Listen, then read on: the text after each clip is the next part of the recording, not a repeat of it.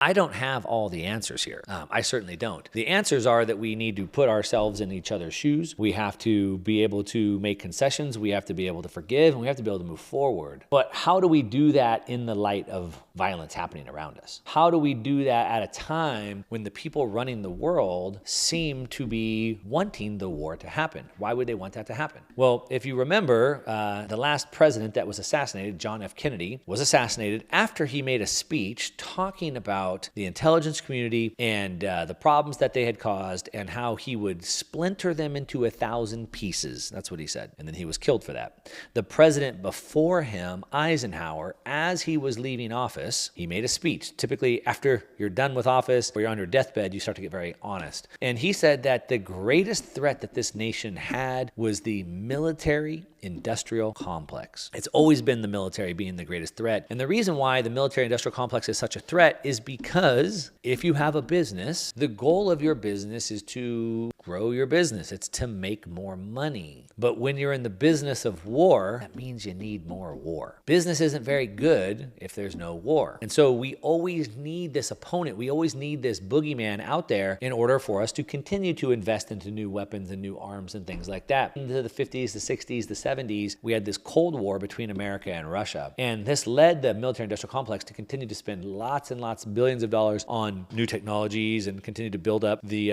military and things like that. But finally, in late 80s and early 90s, then the USSR finally collapsed. Communism took its toll. The USSR collapsed. And all of a sudden, now, the US didn't have this big boogeyman. They didn't have this big army or this country to fear. What happens with the military industrial complex when they don't have this big enemy out? Well, they need a new enemy. And so shortly thereafter, all of a sudden, the enemy became terrorism. We had the Twin Towers that went down, and all of a sudden, we had to go bomb the Middle East, and now we had to go after terrorists. Now, the beauty of fighting terrorism for the military-industrial complex is that now we don't just have a country that we know where they're at and we can defeat them. Now we have this nameless, faceless enemy who's everywhere and nowhere, and there's never a way to defeat them, ever. So we have endless wars that can go on forever, and it's an ever-growing threat that always has to be managed. And of course, we can always stoke up a few more along the way. Always been the same. What we really have in this world has always been corporatism. Corporatism being corporations and governments working together. It's businesses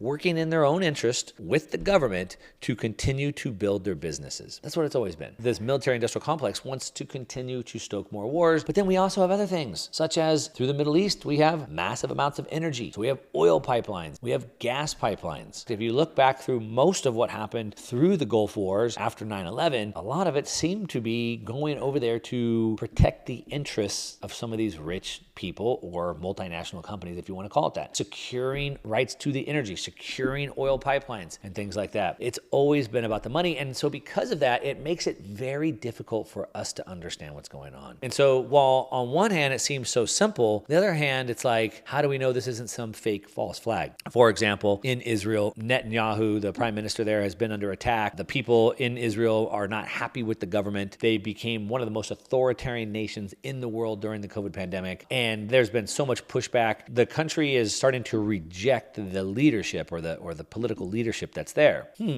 Well, let's see. If they start a proxy war, or I should say a false flag war, if they start a war with Palestine, does that create this sense of nationalism? Does that reignite the people to come together for the good of their Israel country and then sort of get the blame off of Netanyahu? Well, I mean, I guess that's possible. That could be something. Or could it be something bigger? Could it be something about the energy? Could it be that we are trying to stoke a war in the Middle East so that we could limit the supply of energy in the Middle East so we could get them out of their position of power? We know that OPEC Plus is trying to kind of set the price of energy and oil. The U.S. doesn't like that. Could we try to limit the entire area so that the U.S. interest of oil and natural gas could prevail? There's certainly a call for that. We can look at what's happening in Ukraine as sort of the same way. And so it's very difficult to say. And so that's why, as I said, sort of in the beginning when I first started out, I don't know. What I think should be the answer is peace, right? And I think that should be the number one goal on everybody's mind is how can we de-escalate this situation? How can we treat each other with respect? How can we try to understand both sides? How can we come to a place where we understand that both sides have been wrong? This is not a good situation. There is no returning things back. Sometimes things are just bad. Sometimes we just have to deal with what we have, and we have to try to move forward, and that's exactly where we're at. And so that's my point. I wanted to make sure that I've put that out on public record. I stand for peace. I'm not for pro any of this. I'm for pro people. I'm for pro humanity. I'm for love. I'm for loving each other. I'm for treating each other with tolerance. And that's how I'd like to move forward. I am against the ever-growing state. I'm against the warmongering neocon state apparatus of the military-industrial complex. And I hope that more people could see that the real battle isn't between the people, but between the government.